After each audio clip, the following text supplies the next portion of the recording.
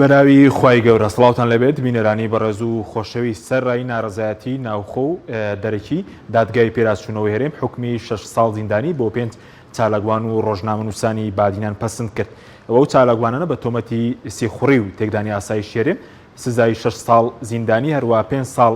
چاودێری دوای ئازادکردنیان بەسەردا سەپێنداوە. بە پێی بڕیارەکەی دادگا کۆمەڵێک تۆمەتیان ئاراستەکراوە لەوانە پەیوەندیکردن بە کونسوڵخانەی ئەمریکا و ئەڵمانیاوە هەروە کۆبوونەوە لەگەڵ کونسوڵی ئەڵمانیا وەرگرتنی 5,000 دۆلار لە ڕێکخراوێکی ئەمریکی پێدانی زانیاری بە ڕێکخراوی پارێزەرانی گیانی و هەروە زانیاریدان بە ڕێکخراوی حەفتەی شوبات. لە بەرنامەی ئەمڕۆ قسە لەسەرەوە دەکەین دوایین بەباز لە ڕێکارەکانی تیمی پارێزەرانی دەستگیرکراوانی بادینان دەکەین هەروە قسە لەسەرەوە دەکەین بۆچی مانگانە وەزارەتی پێشمەرگە نزیکەی 30 میلیارد دینار لە ئەمریکا وەردەگرێت بەڵام ڕەوانیە کە دەستگیرکراوانی بادیران لەگەڵ کونسوڵخانەی ئەمریکا و ئەڵمانیا کۆ ببنەوە. هەروە باس لەوە دەکەین کاریگەری ئەم بڕیار لەسەر دۆخی ئازادی ڕادەربرین و ڕۆژنامەنووسی چی دەوێت؟ پەسەندکردنی بڕیاری سزادانی 5 ڕۆژنامەنووس و چالاکەکەی بادینان لەلایەن دادگای پێداچوونەوەی هەرێمەوە کاردانەوەی خێرای ڕۆژنامەنووس و ڕێکخراوەکان و پارلەمانتاران و خەڵکی هەرێمی کوردستانی بە دوای خۆی داهێنا. ئەوەی جێگەی سەرنجی هەمووانە ئەوەیە کە یەکێک لەو تۆمەتانی دراوەتە پاڵ 5 چالاک و ڕۆژنامەنووسەکە ئەوەیە کە چوونەتە کونسوڵی وڵاتان و لەگەڵیان کۆبوونەتەوە. عەبدوستار مەجید سەرۆکی فراکسیۆنی کۆمەڵی دادگەری ڕەخنە لە بڕیارەکە دەگرێت و بە سەرسوورمانەوە لەبارەی دەپرسێ ئایا سەردان و دیدار لەگەڵ نوێنەرایەتی ئەم وڵاتانە سیخوڕیە کە دادگاکانی هەرێم بە تاوانی دادەنێن و سزای چەند گەنجێکی پێدەدەن؟ سەرۆکی فراکسیۆنی کۆمەڵ دەڵێت هەر بەڕاستی کاتێک نوێنەرایەتی ئەمریکا و ئەڵمانیا و ئەو وڵاتانەی دیکە ئەم بڕیارەی دادگای پێداچوونەوەی هەولێر دەبینن کە بە تاوانی دانیشتن و کۆبوونەوە لەگەڵ ئەو وڵاتانە چەند گەنجێکی بێدەسەڵات هەرێکیان 6 ساڵ زیندانی کردنیان بۆ دەرچووە دەبێت چی بڵێن و ئەم دەسەڵاتە چ وەڵامێکی هەبێت بۆیان؟ وئیتر دەسەڵاتی دادوەری چیتر هاوکات حاکم شێخ لەتیف پسپۆڕی یاسایی نووسیوێتی ئێستا تۆپ لە ساحەی سەرۆکی هەرێمە کە خۆشی ڕاگەاندبوو ئەو حکومان نادات پەروەرانەیە و کاریگەری خراپیشی بۆ ناوبانگی هەرێم هەیە با بفەرمێ بە گوێرەی دەسەڵاتی خۆی لێبوردنی تایبەتیان بۆ دەربکات بە گوێرەی یاسای سەرۆکایەتی هەرێم. بۆیە من بۆ خۆم پێم هەرچی هۆشار عەبدوڵڵا ئەندامی پەرلەمانی عێراقیشا هاوشێوەی حاکم شێخ لەتیف دەڵێ ئەگەر سەرۆکی هەرێمی کوردستان لە خەمی سومعی هەرێمدایە با کاردانەوەی ڕێکخراوە نێودوڵەتیەکان و بێزاریان لە کەیسی چالاکوانانی بادینان بە هەند وەربگرێت و دەسەڵاتی یاسایی خۆی بەکاربهێنێ و لێبوردنیان بۆ دەربکات. ڕۆژنامەنووس کەمال چۆمانیش بە توانجەوە لە فەیسبوک نووسیوێتی خۆیان ملیۆنان دۆلار سرف دەکەن تا دیبلۆماتکارێک ببین و فۆتۆیەکی لەگەڵ بگرن کەچی بۆ ئازادی خوازان تاوانە. ئاماژە بۆش دەکات ئەو عەقڵیەتەی مەسرور بارزانی کوردستان بەرەو تاریکستان دەبات. ڕێبوار کەریمۆلی ڕۆژنامەنووسی نزیک لە نەچیروان بارزانی سەرۆکی هەرێمی کوردستان لە پۆستێکی کورددا دەنووسێت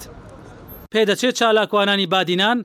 بەپێی قانونەکانی کۆریای باکوور سزا درابن. سەنتەری پەرەپێدانی دیموکراسی و مافی مرۆڤیش بەیاننامەیەکی بڵاو کردووەتەوە و دەڵێت لە دۆسیەی سزادراوانی بادینان دادگای پێداچوونەوە بڕیار دەدا هەمووان بێدەنگ بین. سەر لەبەری پرۆسەی دادگایکردنەکەش بە مای سەرنج و هەڵوەستە لە سەرکردن ناو دەبا. ئەو ڕێکخراوە باسی هەژمونی پارتی وێچێتی بەسەر دادگاکانەوە دەکات و دەڵێ بڕیارەکە دەرخەری ئەو ڕاستەیە کە تەنانەت 5 تا دووەر هاوڕا نەبوون.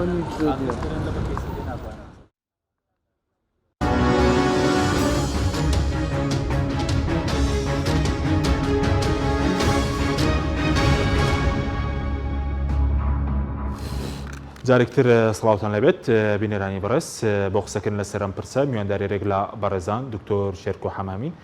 پەرلەمانتاری پێشووی کوردستان هەروەها هەرێم ڕەفعەت ئەندامی تیمی پارێزەرانی دۆسیی دەستگیرکراوانی بادینانمان کردووە سوپاسی ئامادەبوونیان دەکەین. کاک دکتۆر بەخێر بن کەسەتە لە بەڕێستانەوە دەست پێ بکەین چۆن لە بڕیارەکەی دادگای پێداچوونەوە دەڕوان کە سەرڕای ئەوەی کە ناڕازایەتێکی زۆر هەبوو بۆی کە پێداچوونەوە بکرێت بەم بڕیارە بەڵام ئەمڕۆ 5 ساڵ بڵین 6 ساڵ زیندانی بۆ و 5 ڕۆژنامەنووس و چالاکوانانە پەسەند کرا. بەڵێ سەرەتا سڵاو لە جەناب و لە بینەران کۆی دادگایەکە دادگایەکی سیاسیە هەر بۆیە یعنی سەرباری ئەو فشارانەشی کە هەبوو هەم لە ناوخۆ هەم لە دەرەوە کە بەڕاستی بەداخەوە فشاری ناوخۆیی بڕای من ئەکرا زیاتر بواە و چکە ئەم سزایە کە دەرهەق بەم هاوڕێ خۆشەویستانەمان کراوە تەنها دەرەق بەوان نییە ئەمە پەیامێکە بۆ هەموو خەڵکی ئازادی خواست بۆ هەموو ئەوانەی ڕەخناگرن بۆ هەموو ئەوانەی کە ئامانجیان ئەوەیە کە ئەم حکومە پۆلیسیەی هەرێمی کوردستان بگۆڕن بە حکومێکی ڕەشید کە لە خزمەتی خاک و خەڵکی هەرێمی کوردستان نابێت. بۆچی ئەم دادگایەکی سیاسیە بەو دەلیلەی کە هەر لە سەرەتاوە مەسرور بەرزانی سەرۆکی حکوومەت تقریبا هەفتەیە پێش دادگای هەولێر لە کۆنگرێکی ڕۆژنامەوانیە ئەم حکومەی ئیعلان کرد. بۆیە یعنی چاوەڕوان کرا بوو کە دادگای تەمیزیش هەمان ئەم حکومە پەسەندکە و ئەمە یعنی پێشتریش ئەم جۆرە لە دابەشکاری لە نێوان ئەم سوڵتەیە هەیە لە هەرێمی کوردستانە بەشێک لەوانی کە یەکێتی با بڵین کاندیدی کوردن و ئێستا لەو دادگایان بێگومان تەحەفوزیان هەیە واژوێ بڕارەکە ناکەن و ئەوانی تری کە پارتی کاندیدی کوردن و پارتی خصوصیەتیەوە سوڵتەیەوە ئیمزای لەسەر بڕیارەکەکەن لە هەرێمی کوردستانە سوڵتەی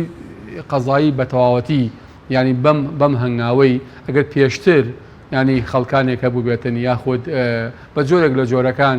ئەمان و ئەمە ڕەنگە نووزەیەکی تیاما بێت بتوانێت ڕوبەڕووی ئەو جۆرە لە ستەمکاری بێتەوە کە لە هەرێمی کوردستانە هەیە بەڵام بەم چەسپاندنەی حکومەکەی دادگای هەولێر بێگومان مێژوویەکی ڕەشتر ینی خرایە سەر ئەو مێژوە ڕەشەی کە لە هەرێمی کوردستانە هەیە و ئەمە سەرەتایەکی زۆر ترسناکە لە دوو ڕوانگەوە لە ڕوانگەیەکیانەوە بۆ ئەوەی کە ئیتر بە تەواوەتی دادگا بۆ کەیسە سیاسیەکان بەکارێنن و هەر کاتێک هەر کەسانێکیان بەدڵ نەبوو هەر بیرروبۆچوونێکیان بەدڵ نەبوو وەکو چۆن پێشتریش لە ڕاستیە سەڵیان نەکردوێتەوە لەوەی کە ئەمری دەزیرکردن بۆ هەتا سەرۆشی حیزبەکان دەرکەن بۆ لە ڕابردووە کاگنۆشتوان یادی بەخێر بێ ئەمری بە قەبزی بۆ دەرچوو بوو لەلایەن مەحاکمی هەولێرەوە ینی ئەمڕۆ کە یاخود دوێنێ کە ئەم بڕیارانە دەرەچێت ئەی سەلمێنێک کە ئیتر بە تەواوەتی دادگاکان خراونەتە ژێر هەژمونی بنەماڵە سیاسەکانی هەرێمی کوردستانەوە بە تایبەتی لەو منتیقەیە پارتی و لە منتیقەیەش یەکێتی نیشتیمانی کوردستان و بنەماڵی حاکم ناوێتی نیشتیمانی کوردستانە. بەس ئەم بڕیارە پێ دوایە تەنها دژی ئەو چالاکوان و ڕۆژنامە نووسانەیە شەڕێکە تەنها دژیەوان ئەو بڕیارێک کە ئەمڕۆ دووبارە دادگای پێراسچوونەوە پەسەندی کرد کە ئەوان 6 ساڵ زیندانی بن 5 ساڵ دوای ئازادبوونیشیان لەژێر چاودێری پۆلیسدا بن. نەخێر بێگومان وەکو چۆن کاتی خۆی لە تیرۆری سەردەشتا پەیامێ بوو بۆەوەی کە سەردەشت بکۆ ڕەمزێک بۆ هەموو خەڵکی قسەکەر و ئازادی خواست کاوە گەرمیانی سۆران عەبدوڵستای شەریف شەهیدانی نان و ئازادی یعنی ئەگەر ئەمە چۆن ئەو مەرگانە ئەو تیرۆرانە کە تیرۆری ڕێکراون پەیامێکە بۆ هەمووانی کە قساکەن بۆ ڕەخناگرن وەکو وتم ئەیانەوێت حکمی مؤسسات هەبێت لە هەرێمی کوردستانە بە هەمان شێوە ئەم بڕیارەی دادگای پێداچوونەوەی هەولێریش تەنها دەرەق بەمانە نییە یعنی هەمووانەمانزانی مەسرور بەرزانی کە هاتە سەر حکم کە ئەوانەی زۆر بابڵی شاگەشکە بوو بوون بەم کابینەی نوێیەمە پێیان وابوو کابینەی نوێم کابینەیەکی زۆر مهمە بێ و هەرێمی کوردستانە باتە قۆناغێکی ترەوە من بیرمە هەر لەم بەرنامەیە ئێمە قسەمان لەسەرەوە کرد کە ئەم کابینەیە ڕەنگە تاکە شتێک سەرکەوتوو بێتایە ئەوەیە کە حکمی پۆلیسی لە هەرێمی کوردستانە تۆقتە دەکاتەوە نەک ئەوەی کە چەندێک بابڵین فەزای ئازادی فراوانەکە چەندێ ماف و ئازادەکان بۆ خەڵک دەستەبەرەکە چەنە ژیانی خەڵک دەستەبەرەکە چەنە کۆڵەکەکانی دیموکراسی لە هەرێمی کوردستانە بە قووەتەکە چەندێک حکوومەتەکەی ملکەچەکە بۆ پەرلەمان بە پێچەوانەوە خەڵکانێک هەبوون قسەیان لەسەرەوە کردو و ڕەنگە بۆ هەمەشەوە دوای ئەم حکوومەتەوە کەوت بێتن و بەشداریان لە حکوومەتا کردبێ بەوەی کە چاکسازیەکە و حکوومەتێکی مهمە و ئەمە ئەم شخصا پێشتر ئەزمموی هەبووە ئەزمونێکی ئەمنی هەبووە لە مؤسسەیەکی ئەمنی هەبووە من خۆم هەر لەم بەرنامەی جەنابتەوە باسی وەمان کرد جارێکیان کە ڕەنگە تاکە شتێک ئەم حکوومەتە تیا سەرکەوتوو بێ ئەوەیە کە پایەکانی حکمی پۆلیسی لە هەرێمی کوردستانە بەهێزەکە و مەسلەی ئازادی و ئازادیە گشتەکان و ئازادیە میدیایەکان تەسکترەکاتەوە هەر بۆیە ئەمە پەیامێکە بۆ هەموو خەڵکی ئازادی خواست شەڕێکە لەگەڵ هەموو خەڵکەوەی شەڕێکە لەگەڵ ئەو بەرەی کە ئەوێت فەزای ئازادی لە هەرێمی کوردستانە فەزایەکی فراوان بێ، دیموکراسی هەبێ، ئازادی میدیایی هەبێ، ئازادی کاری سیاسی هەبێ، ناوچەی قۆرەخراوی میدیایی نەبێ، ناوچەی قۆرەخراوی کاری سیاسی نەبێ و حکمی بنەماڵە لە هەرێمی کوردستانە بگۆڕێ بە حکمی ڕەشید و حکمی دامەزراوەیی و لە تەنیش ئەمەشەوە ڕوانگەیەکی تر ئەوەیە کە سەرەتایەکی زۆر ترسناکە بۆ بەکارهێنانی دەرگاکان لە کەیسی سیاسیە، هەروەکو چۆن کاتی خۆی کە لە سەروبەندی خۆپیشاندانەکانی حەڤەی شوبات و ڕۆژانی دواییە کە یاسای ئەنجومەنی ئاسایش کە ئەو کاتە فراکسیۆنی کوردستانی پارتی وچەتی زۆرینەی پەرلەمان بوون کە ئەو یاسایان پەسەند کرد، ئەو کاتەش خەڵکانی ئازادی خواست هێزە ئۆپۆزیسیۆنەکانی ئەو کاتە مەترسی ئەوەیان پیشاندا کە ئەو یاسای ئەنجومەنی ئاسایشە چۆن ئەتوانێت مراقبەی تاک بە تاکمان بکە، چۆن ئەم یاسایە هەرێمی کوردستان ئەکا بە هەرێمێکی پۆلیسی. ئێستاش بە هەمان شێوە ئەمە سەرەتایەکی ترسناکە بۆەوەی کە ئەم محاکمانە لە هەموو پرسێکی سیاسیە دژی هەموو خەڵکانێکی ئازادی خواز بەکاربێن، دژی هەموو خەڵکێک بەکاربێن کە پێچەوانەی بیرکردنەوەی بنەماڵە سیاسەکانی هەرێمی کوردستان بیر بکاتەوە. باشە کاریگەرشی دەبێت لەسەر ئازادی ڕادەربڕینی و بڵاوکردنەوە لەمە دووە ئەگەر گروپ چاتی فەیسبوک وەکو شتێکی تاوانکاری هەژمار بکرێت بێگومان ئەمەی کە ئەمان کردیان لە ڕاستیە ئەگەر ینی کەس لە ئەمانان نییە، ینی ئەوەی کە ئەمان کردیان تۆ ئەگەر لەسەر ئیمۆجیە لەسەر کۆمنتێ لەسەر کۆمەڵی قسەکە لە بینی کۆمەڵی خەڵکە وتراوە ئەمە ئیسەلمێنێک کە کەسمان لە ئەمانانین و هەر لە حزەیەک بیان نەوێت کە وەکوتم ئەمە باگراوندی ئەگەڕێتەوە بۆ ئەو یاسانی کە یاسای ئەنجومەنی ئاسایشەکە لە کاتی خۆپیشاندانەکانی حەڤەی شوباتە لە مانگی سەی 2011 لە پەرلەمانی کوردستان ئەو کاتە دەرچوێنرا. بێگومان ئەمە بەرهەمەکەیەتی لە ڕاستیە ئەمان هەمووی سیناریوەیە، ینی ئەمان ئێستا هاتوون بە یاسا لە هەرێمی کوردستانە کۆمەڵە سیناریویان دروست کردووە کە من بڕام وایە ئەوانەشی سیناریۆکان داڕشتۆ خۆیان بڕوا بەوە ناکەن، یانی لەکوێی دنیا بووە خەڵکانێک ئەگەر لە بینی خۆیانە قسەیان کرد بێ، خەڵکانێک ئەگەر بۆ نمونە وێنەیەکی شوێنێکیان بڵاو کرد بێتەوە کە وێنەیە بەش پەیوەندی بەکاری میدیایەوە هەیە، ئەمە لەکوێی دنیا بووە تۆبی لەسەر ئەمە خەڵک بە 6 ساڵ زیندانی و دواتریش 5 ساڵ لەژێر چاودێریا بێ، ئەمە لەکوێی دنیا بووە، یاخود کۆبوونەوە لەگەڵ قۆسوڵخانەیەکە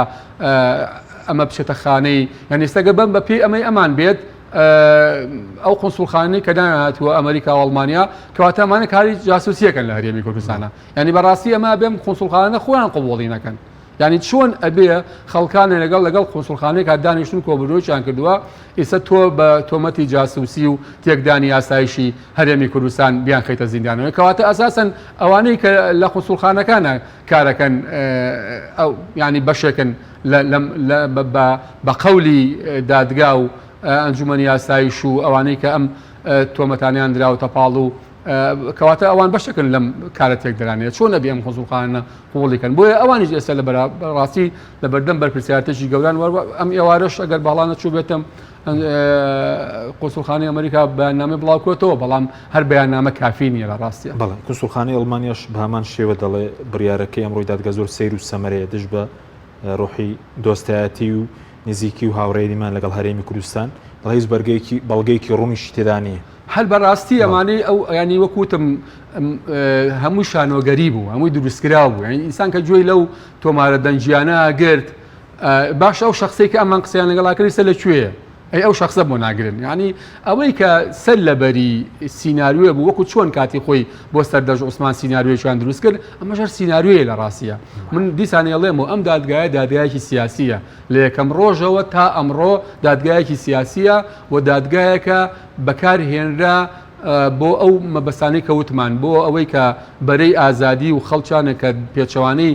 ئەم دەسەڵاتە بیرەکەنەوە ئیتر قسە نەکەن باش کۆڵ بن بستنە دواوە و ئەوی تریشی بەکارهێنانی مەحاکم بۆ یەکلاییکردنەوەی ململانی سیاسی و بۆ دروستکردنی تۆمەت بۆ خەڵکو و خستنە زیندان و ئەم بابەتە. باش بەس ئەوەی کە لە هەر لە بڕیاری دادگاشدا ئاماژەی پێدراوە کۆبوونەوەی ئەوانە لەگەڵ کۆنسوڵی ئەمریکا و ئەڵمانیا لە هەرێم بۆچی وەک تاوانێک هەژماریان کردووە اینجا خۆی ئەمریکا مانگانە 20 میلیۆن دلار 29 میلیارد دیناری خۆمان مانگانە دەدا بەهێزی پێشمەرگە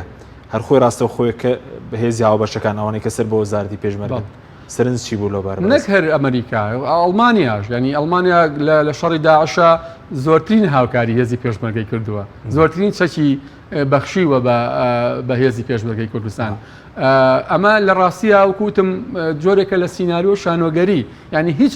عقلێک لە جیهانە بڕوا بەوە ناکە تۆ شانازی بەوەکەی دۆستی ئەمریکای شانازی بەوەکەی دۆستی ئەڵمانیایی شانازی بەوەکەی پایتەختەکە و زۆر مهمە لە بەرەوەی کۆمەڵە قۆنسڵخانەی لێیە بەڵام ئەگەر هەندێک ڕۆژنامەوانی هەندێک خەڵکی چالاکوانی هەندێک خەڵکی ئازادی خواز لەگەڵ ئەم قۆنسڵخانە یەکتربینێکیان هەبێ ئەمە بچێتە خانەی تاوان و تەجەسوس و تێکدانەوە لە کاتێکشا تۆ خۆت بە نەقدی مانگانە پارەیان لێوەرەگری و لە ناو پایتەختە هەموو ئەم قوسڵخانە جگە لە ینی ئەم وڵاتانە جگە لە مەسەلەی قوسڵخانە بنکە و بارەگای تریشیان هەیە خۆمان نەزانین کە بۆچی مەتاری هەولێر ئەکرێ بە ئامانج لە ماوەی ڕابردووە ینی ئەمە لە ڕاستیە شتێک نییە کە کەس بڕوای پێ بکە و ئەوکو خۆشان بەیاننامەیان بڵاو کردوێتەوە کە پێچەوانەی هەموو ئەو ئیدعا و بانگەشەی دۆستایەتیانەیە کە ئەکرێ لە بینی سوڵتەی هەرێمی کوردستان لەگەڵ ئەو قوسڵخانەی کە لە هەرێمی کوردستانە هەیە یعنی ئەگەر ئەمەی ئەم هاوڕێیانە کردویانە بە قەولی ئەم دادگایی و ئەم سوڵتەی هەرێمی کوردستان تاوان بێت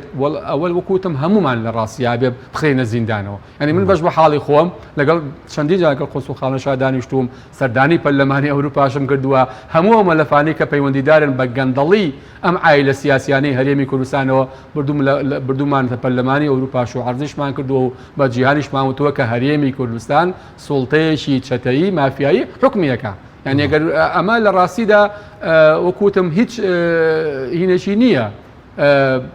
بنەمایەکی نییە لە ڕاستیەوە بنەمای قانونشی نییە لە ئەساسەن ئەم دادگایەکە دادگایەکی سیاسیە باش بەس سەبارەت بە ناوبانگی هەرێم لە سەر ئاسی دەرەوە چ کاریگەرێکی دەبێت لەسەر ئەگەر ناوبانگێک مابێ بڵێن کاریگەریەکە چی دەبێت ئەمان بە هیچ جۆرێک گوێ نادەن بە ناوبانگی هەرێم ئەمانەی کە ئێستا حکومڕانی هەرێمی کوردستانەکەن ئەم سوڵتە بنەماڵەیە ئەگەر گوێیان بە ناوبانگی هەرێم باە لە کاتێکا کە ینی سەرۆکی هەرێم کە هەر لە پارتی دموکراتی کوردستانە هاتووە لە دووسێ ڕۆژی ڕابردووە لە پێنجی مانگەوە هاتووە بۆ سلێمانی بەناو لەگەڵ حیزبەکانە کۆ بێتەوە کە عەلاساز یەک ڕێزی دروستکەن و ئاشتەوایی دروستکەن بەڵام لە هەمان کاتە سەرۆکی حکوومەت کە ئەم دوانە ئامۆزای یەکترین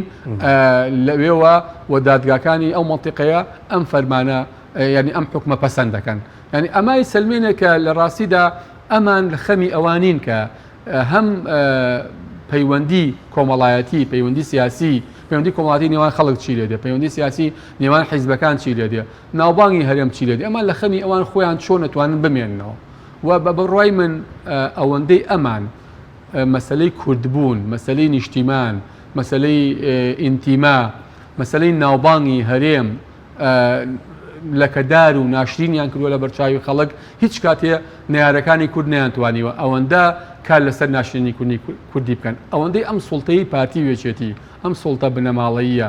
کاریان لەسەر ناشرینکردنی هەموو بەهاو ئینتیماکانی نیشتیمان و خاک و خەڵک و شکۆ کردووە هیچ نەیارێکی کورد ئەوەی بە کورد و بە خاکەکەی و بە سمعی هەرێمی کوردستانیش نەکردووە بڕوام وانی ئەمانە لە خەمی ئەوا بن بە هیچ جۆرێ ئەگەر ئەمانە لە خەمی هەرێما بوونایە هەڵبەتە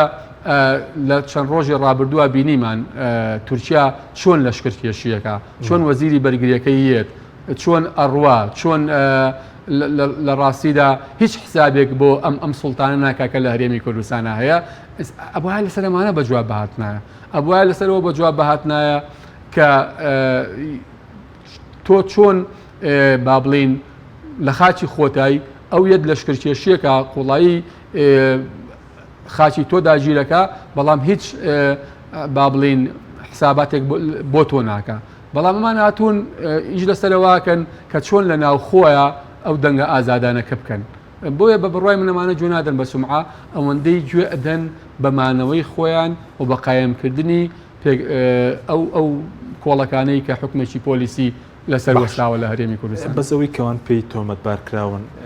دادگاش حکومی سەرسەپانن بریتە لە سیخوڕیکردن و تێکدان هیچ شتێکیان کردووە سیخوڕی بێت تێکدان یا بەڵۆچوونی بە ڕێزت سیخوری ڕاستەقینە و ئەوەی کە هەرێمی تێکداوە چێ بچینی بەڕێز لە ڕاستی ئەوانەی کە ینی ئەو هاوڕێیانی کە لە دادگایەکە ئامادە بوون و ئەوانەی کە هەم پارێزەرەکان ینی قەرار بوو ئەسڵەن جارێم تۆمارە دەنجیانە بنێردرێت بۆ مختبەری دەنجی و لەوێ تاقیکردنەوەی لەسەرکرێت و هەر بە فیعلی بزانن ئایا ئەمانە دەنجی ئەوان شکاوە هاوڕێیانە هەموو ئەو تۆمەتانیان ڕەت کردوێتەوە پارێزەرەکان ئەو تۆمەتانە ڕەتەکەنەوە دوایەوە لە ڕاستیە هەرێمی کوردستان ئەمەندە بارگای میت و ئیطلاعات و بارگای سیخوڕی تێدایە بڕوان بەوە نییە بە هیچ جۆرە پێویستی بەوە هەبێ خەڵکیێک ڕۆژنامەوانێک ینی بڕوا زانیاری بدات دوایەوە زانیاری لەسەر چی یعنی ئەبێ هەرێمی کوردستان چ شتێکی هەیە کە لەلایەن دەوڵەتانی دەرودراوسیەوە شاراوە بێ خۆ ئەوەی کە کار لەسەر با بڵین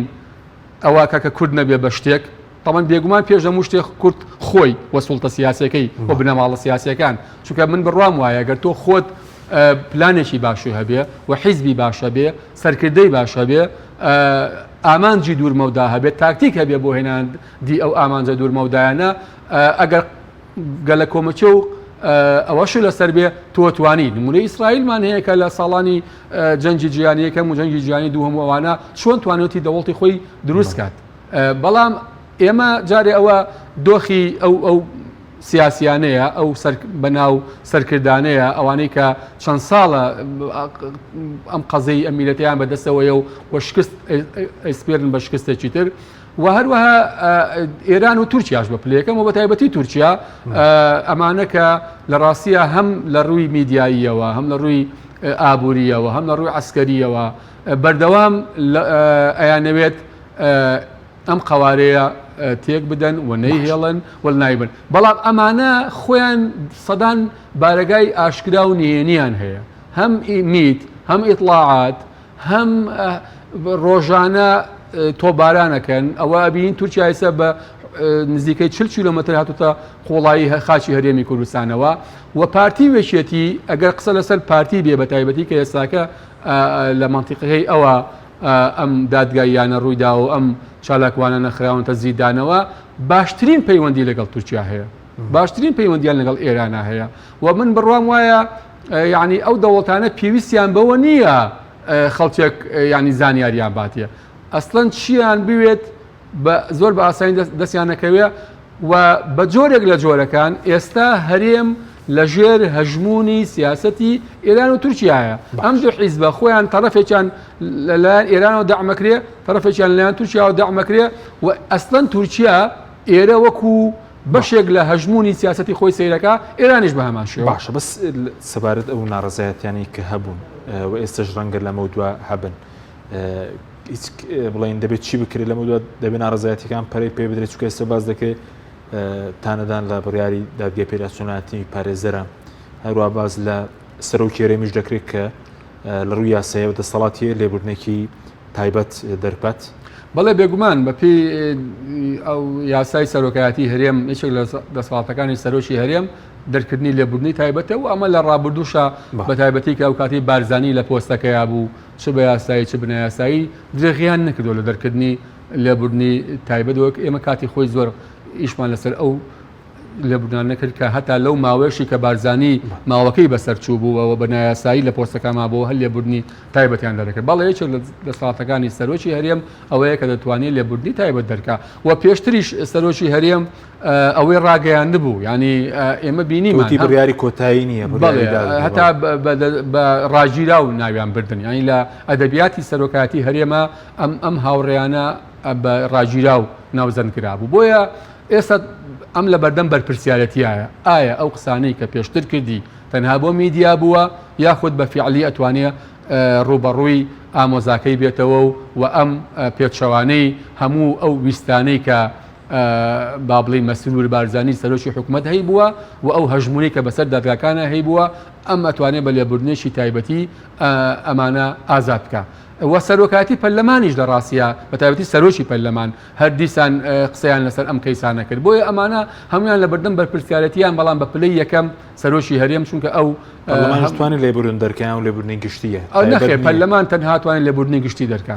بچکە لێبوردنی گشتی پێویستی بە دەرکردنی یاسایە بەڵام لێبوردنی تایبەتی ئەوە لە دەسەڵاتی سەرۆکی هەرێمایە سەرۆکی هەرێم دەتوانێت ئەو دەسەڵاتی خۆی بەکاربێنێ بەڵام ئایا ئەم دەسەڵاتە بەکارهێنێت یاخود ئەوەی کە سەرۆکی هەرێم ئەیکا ئەوەی چۆن ئەڵەن سیاسەتی با بڵین کۆترەکان و هەڵۆکان ئایا ئەم باڵی کۆتری ناوپارتیە ئەوێت بە جۆرێک لە جۆرەکان هاوسەنگی ڕابگرێ لەلایەکەوە ئەوانەی کە ئەم با بڵین بە هەڵۆکان ناسراون و ئێستا زۆرینەن و ئێستا پێم وابێ بەشی هەرە زۆری هەژمونی هەم حکوم و هەم حکومداری هەم مؤسساتی ئەو منطقەیە و هەم ناو پارتیشان بەدەستەوەیە ئایا ئەمەی کە ئەساسەن سەرۆکاتی هەرێم کردوێتی و تایبەتی شخصی سەرۆشی هەرێم لە قەناعەتیەوە بووە یاخود جۆرێکە لە ڕاگررتنی هاوسەنگی ئەوە لە چەند ڕۆژی ئایندا ئەومان بۆ ڕووگەر ئەو بڕیارە بدە سەرۆکی هەرێم چی بە باریەوەی کە بڕیارەکە لێبوردندا چ کاریگەرێکی لە سەردۆخی هەرێم هەیە واگەر بڕیارەکە نەدا کاریگەریەکەی چی دەبێت لە سەردۆخی هەرێم ئەگەر بڕیارێکی لەو جۆرە دەربکاتەوە لێبوردنی تایبەت بۆ ئەم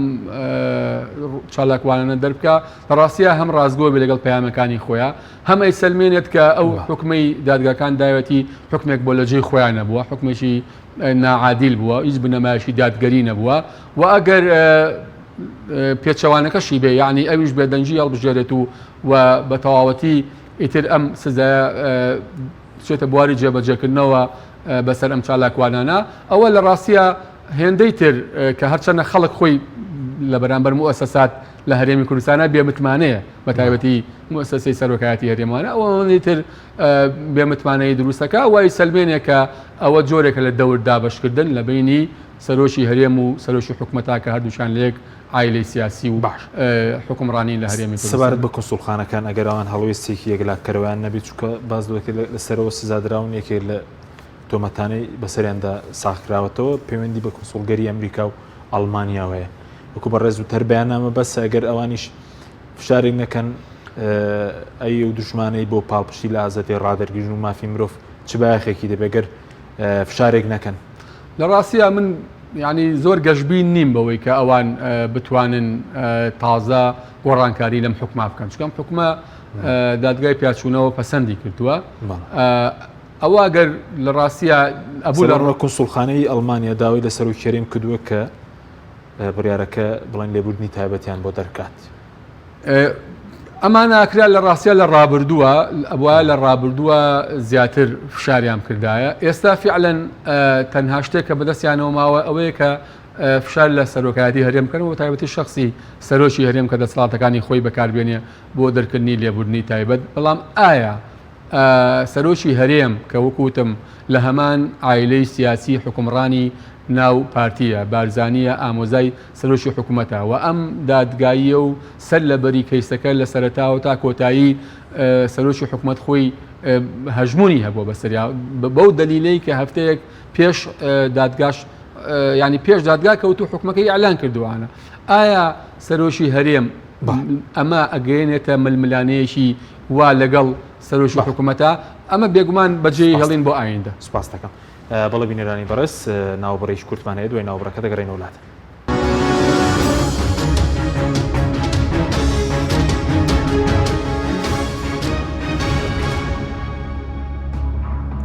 جارێکتر سڵاوتان لەبێت بینەرانی بەڕێز کاکەرم جەناویش خێر بێت چەند درەنگیشی گەشتی ئێوەکو تیمی پارێزەران بە دیاریکراوی ڕاتان چی بوو لەسەرەوەی کە ئەمڕۆ دادگای تەمیز حکومەکەی پەسەند کرد 6 ساڵ زیندانی 5 ساڵ چاودێری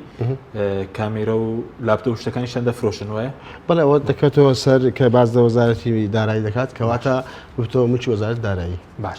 دەوڵەت سود لێ ببین باش بۆ چونتان چی بووە لەسەرەوە بڕیارە ڕاتان چییە؟ بەڵێ ئێمە ئەگەر کەسێک ئەلفوبێ یاسا بزانێ بەو بڕیارەتی شۆک دەبێت یعنی ئێمە لە دادگا لەناو دادگا بریکاردارانمان باسە لە شێوازەکانی تحقیق کرد یعنی کە پارێزەرەکەی ئامادە نەبووە ئێمە نازانین چۆن ئیفادی لێوەرگیراوە ئایا وعدی پێدراوە هەڕەشەی لێکراوە يعني لە هەر حاڵش تاقیقی ئەگەر هات و توعد بە تۆمەتبارێک بدەی بڵێ ئەگەر ئەو قسە بکە یان ئەوە بکە من هاوکارت دەبم ئەوەش ناوێ بکرێ ئازار و ئەشکەی زەروین جەستەی دراوە شێوازی تاقیقی ئێمە نازانین چۆن بووە گرتنەکەیەوە دیارە نایاسایی بووە پاشی هەمووی ئێمە هاتین تانەمان لێدا جگە لە تانە لێدانەکەی ئێمە لە کاتی سزادانەکەیان هەڵسان گرتە ڤیددیۆیەکیان بڵاو کردەوە کەوا دامپێدانانە باشە تو بۆچی بەر لە دادگایکردنەکە بڵاو نەکردەوە دوای دادگایکردنە بڵاوت کردەوە لێرەدا ئەندامانی ئەنجومەنی ئاسایش گشتی موافقیان لەسەر نەکردبوو چۆن بڵاو کراوە کە دوای ئەوەی بڵاو کراوە ئێمە ئەو لەگە تیمی پارێزەران ئەو تیمەی کە ئێمە کارمان لەسەر ئەو کەیسان کردووە ئێمە زۆر بە وردی لە لایحەی تەمیزەکەمان باسمان لە هەموو پێشەرکاری یاساییەکان کردووە بەڵام دادگای تەمیز پێداچینەوەی هەرێم بەڕاستی بە هیچ شێوەیەک بەدەستکراوەی لەکرد ئەو پەراوە نەڕۆیشتووە یعنی باز دەوە دەکەین کەەوە هەڕەشە لە بریکاردارانمان کراوە ئازار و ئەشکەنجە دراون چ کەسێک هەیە ئەو دادوەرەی کە هەستاوە ئەو قراڵی پەسەند کردووە ئەگە بیبەم لە جێ بنێک لە بریکاردەکانی خۆم دابنێم ئایا چەند شتی لە سەرخەوە دەکاتە ماڵ ئێمە لە ڕابردوو باسی ئەومان کرد چۆنیەتی دامپێدانانی بەڕێز مامۆستا ئیسماعیل سوسەیی باسمان لە هەموو حاڵەتەکان کرد کەوا چۆن ئیفادی لێوەرگیراوە چۆن باسی حاڵەتەکانی تاقیقمان کرد ئەوە ئەنجامە ئێمە ئەگەر هاتوو ئەو بڕیارەش کەوا بڕوە یعنی بەڕاستی هیچ کەسێک ناتوانێت لە ماڵەکەی خۆشی بە ئازادی قسە بکە چونکە یاسایەک نووسراوە تۆ دروست کراوە هەرچی بکەیت تاوانباری یعنی من سەیرم بۆ دێ بەڕاستی ئێستا کە بازەوە دەکرێت کە گوایە ئەمانە جاسوسیان بۆ ئەمریکا و ئەڵمانیا و پەکەکە کردووە باشە ئەمریکا مەتاری هەولێری بەدەستە ئەڵمانیا چەک دەداتە حکومەتی هەرێم لە شەڕی داعش هاوکاری بوو ئەو پەکەکەی کە باسی دەکەن کە لە شەڕی داعش لەگەڵ هێزی پێشمەرگە شەڕی کردووە و سەرۆکی هەرێمی ئەو کاتە دەستخۆشی لێکردن باشە چ معلوماتێک بۆ ئەوان چووە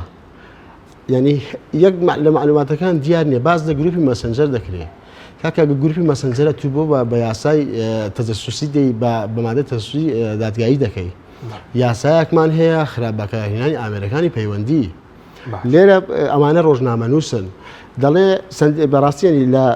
ڕۆژنامەنووسان دەڵێ ئەمانە ئەندامی ئێمە نین بەڵام خۆ ئەوانە پەیامێری تیڤەکەن کە ئەو تیڤە مۆڵەتی هەیە هەر کاتێک کە بازی دەدا بە هەر کەسێت ڕۆژنامە نووس تۆماتیکیان کە بوو بە ڕۆژنامە نووس یاسایەکی تایبەتی ڕۆژنامە نووسیمان هەیە بەو یاسایە دەتوانانی بێتەعامی لەگەڵ بکەیت یعنی ئێمە هاتین هەموو یاساکانمان لادا یعنی دادگای تەمیز دەبوو بێت تەماشای ئەو یاسانە بکە کە ئەو یاسانە لادراوە ئەی بۆچی پەرلەمانی کوردستان خولێکی تەواوی پێبەڕێ کردووە و یاسایەکی وای دەرکردووە یعنی ئێمە خۆمان یاساکان دەردەکەین جێبەجێی ناکەین من بەڕاستی شۆکم بۆ بڕیارێک کە ئەمڕۆ دەرچوو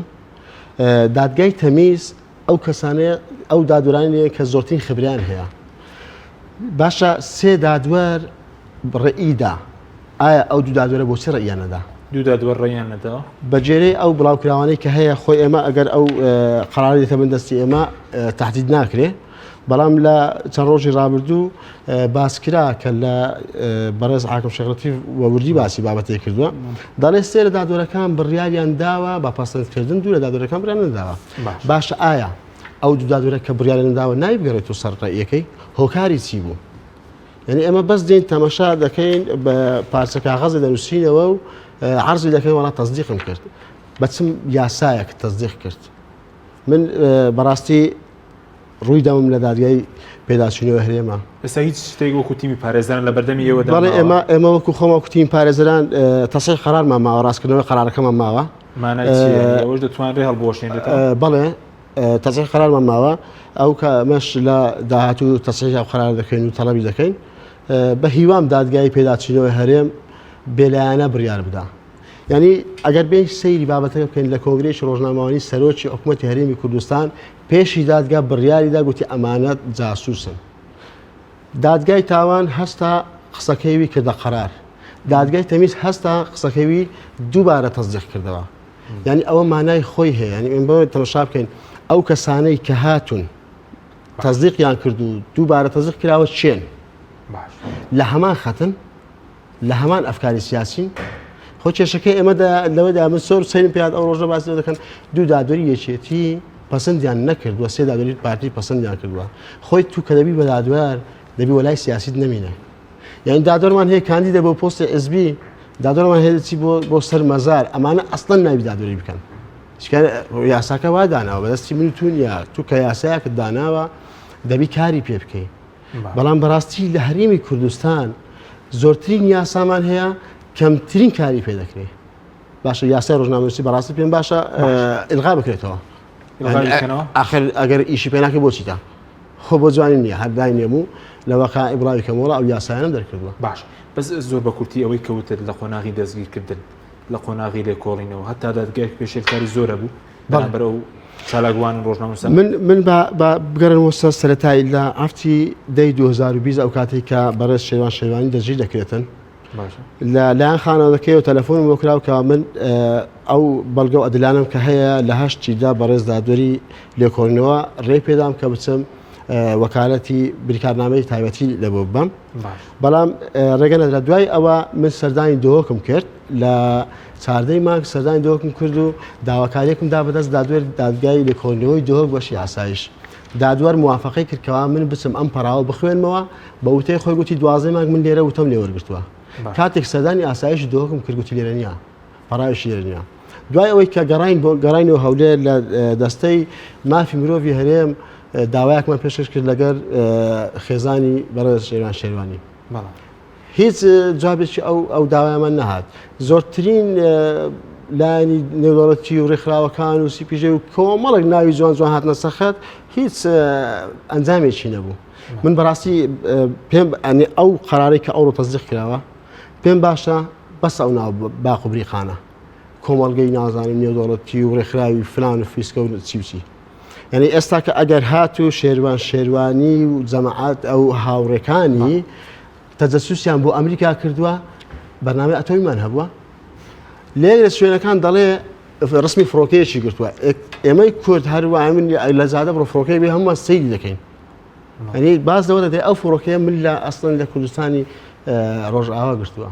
باز لە بیرێنەوتی نایاسایی دەکرێت دەستخۆشی لێ دەکەم کەوا بیرێنەوتی نایاسایی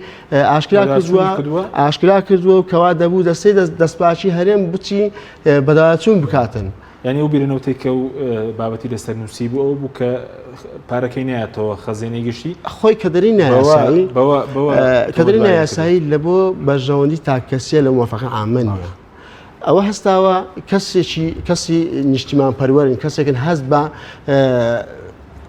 وڵاتەکەی و نیشتمانەکەی خۆمان دەکەن یەک لەو ڕۆژنامەنووسانێک گۆهدار زێباری تەختی هەواڵی هەموو هێزەکانی پێشمەرگ کردووە لە بەرەکانی جەنجی شەڕی داعش کە بە وردی گواستیەوە بۆ کۆمەڵانی خەڵکی کوردستان کەوا ورەی دانەوەزیتی هێزی پێشمەرگەکە لە پێشەوەیە کە چووە بۆ کوردستانی ڕۆژئاوا تەختی هەموو هەواڵەکانی کردووە لە بەرەکانی جەنگ ئەو دادوەری کە هاتۆ بڕیاری داوە ئایا ئەو ناخۆش و زەحمەتیەی گۆهداری بینیوە لە بەرەکانی جەنگ ئایا چۆن ئەوە دەتوانانی بێ خیانەت بکاتن لە وڵاتەکەی خۆی دوای کام خیانەت بۆم دەستشان ناکەی چی بردووە باز لە زیندانی دەکاتێنەوەڵا و زیندانەوە هەندە شتی کەش بکە کاکە زیندانی سیاسی هەیە زیندانی حزبی هەیە من خۆم لەو کەسانم کە دەستگیرکراوی زیندان کە دیر بەدیرم پێکراوە لەلایەن پارتی دیموکراتی کوردستان و کە بە وتەی مدیری ئاسایی شێوەر بە بارمتە گیراوم باشە یان ئەگەر هاتوو من بەڕاستی بابیگەینم بابەتەکە ئەگەر من وەکو کادری شێشێتی دەستگیر کرام بردرامە ئاسایشی هەولێر پارتی منی کرد کەواتە ئەو زیندانی پارتیە حکومەت نییە بەبێ هیچ بڕیارش دادوەر باشە داواکاری گشتی ئەنجومەی دادوەری سندیکای پارێزانی کوردستان بۆچی نهاتن ئەندامێک کرد بەبێ بڕیاری دادوەرێکی یا 11 ڕۆژ ژوورێ بووە کەواتە خەتف لە پێناو چی یعنی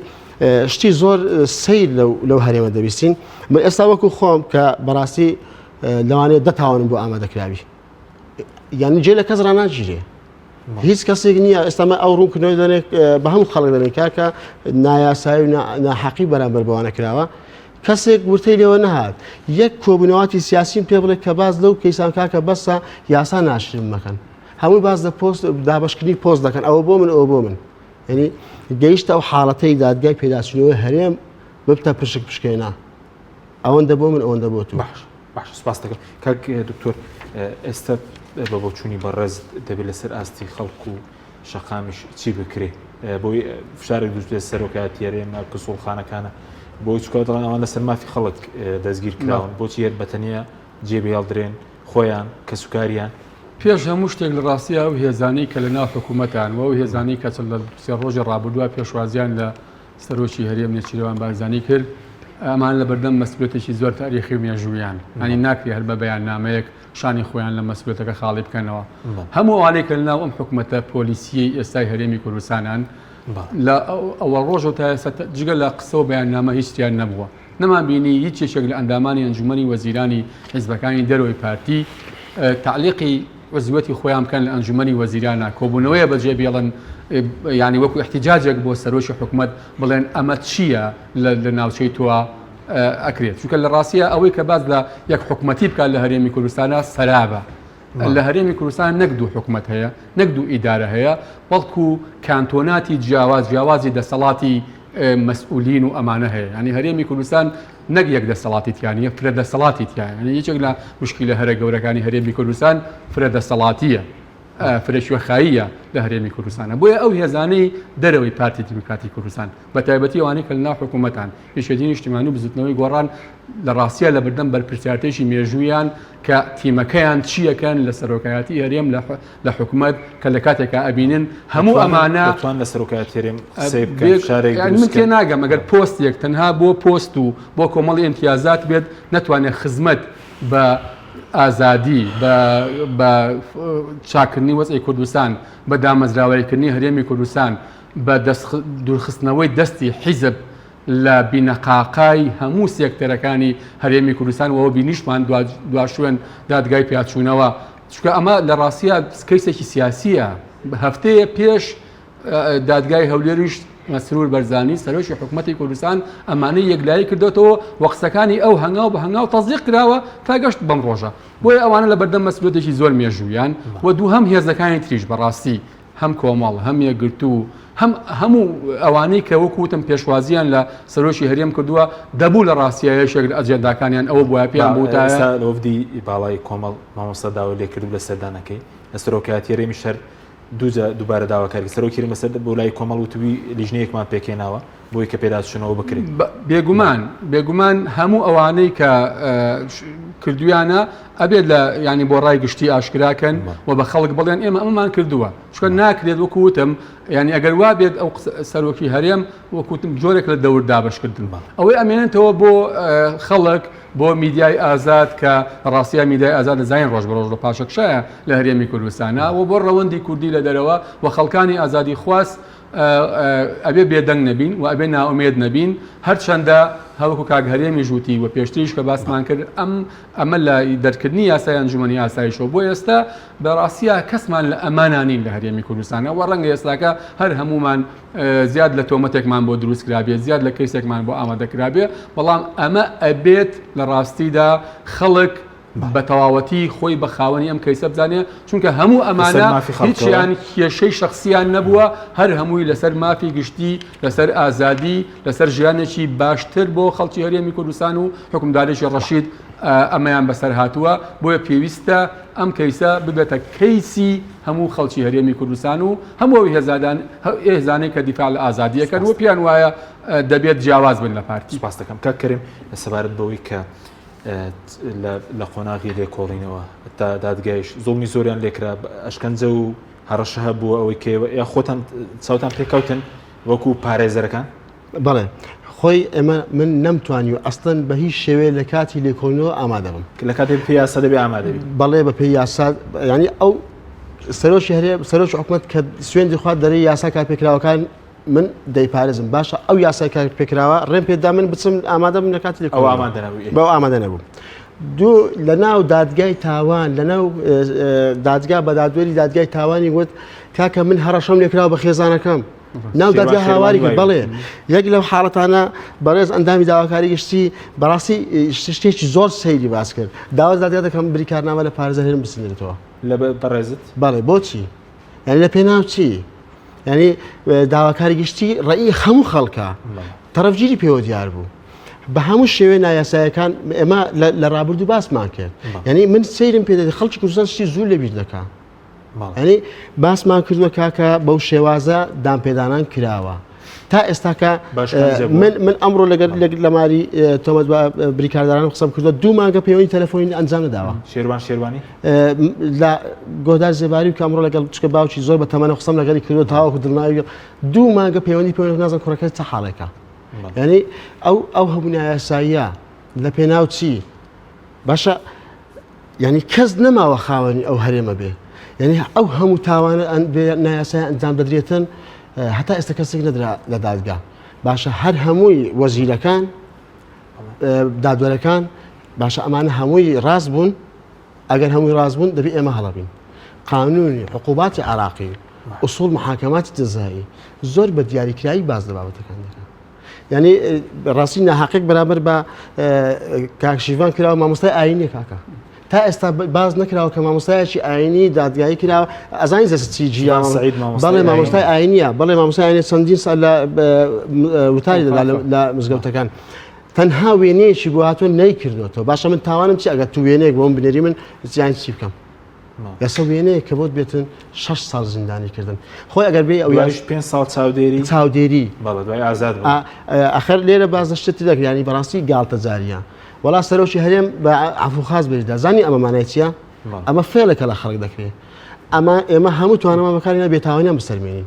کە ئەوانە بە تاوانبار لە قەڵەمدران بە عفوخاز کەواتە سابقەی تەجەسوسی هەیە تو ئەمانە شکان ئەمان ناتوان لە یەک دام و دەستگا حکومی کار بکەن ئەمان ناتوان لە یەک پۆستی حکومی پۆستی پەرلەمانی و سیاسی خۆ کاندید بکەن یعنی ئێمە بێن باز لە ئەنجامەکە بکەین ئەمە فێڵێکە لە کۆمەڵانی خەڵکی کوردستان دەکرێت خەڵک هەستی پێ ناکە باشە ینی مەخولە دادگا بڕیاری جاسوس بداتن سەرۆکی هەرێم بڕێ من بە عفوخاز بەجێدەم ئەوە چەندی بە چەندی ئەوە مانای خۆی هەیە ئەمانە کەسی محبوبی ناو خەڵکن ئەمانە کەسی نیشتیمان پەروەرن ئەمانە ئەگەر خۆیان کاندید بکەن زۆرترین دەنگدەین لەو ئەحزابە سیاسیانە دەنجی زیاتر دێنن وایان لێکردن کە دەست و پێیان بەسترا ئیتر وەکو کەسێکی ئاسایی مامەڕای لەگەڵ نەکرێت بەس ئێستا لەکوێ زیندانی دیارە نەمانتوانێت سەردانێ بکەین بەجێرێ ئەو قسانێکە هەیە لە ئاسایشی گشتین ئەی نابێت لە زیندانی چاکسازی بن خۆی ئێستا هەر کەیسێک لە دادگای لێکۆڵینەوە ئیحال دەکرێتەوە ئەو سزادرێت دەچێتە وەزارەتی کار و کاروباری کۆمەڵایەتی ئێستاش لەکانە بەڕاستی وەزیری کار و کاروباری کۆمەڵاتی کەمتەرخەمە دەستەی سەربەخۆی مافی مرۆڤ کەمتەرخەمە یەک راپۆرتی نەدی کە بڵاوکاتەوە لەسەر ئەو هەموو ناقی کە بڵاوکراوەوە کە لەو هەرێمە تا ئێستا راپۆرتێکی نییە یعنی نازانم بەس بۆ موسەکە لێو داوامەکەی ینی بەڕاستی ئێمە شەهیدمان داوە ئێمە خۆ خێرمان پێ نەکرا بێنە سا وڵاتی دانیشت ئەوی کە بەرز لەوەی باتینانەوەی پێشتریش دانپێدانانی بە زۆر و ئەشکەنجە زۆرە بەڵێ من کەیسم هەیە بە ئەدلە نەک تەنها بڵێم شتێوان مشێن لێ بە جێویست نەبوومان من ئەدلەم هەیە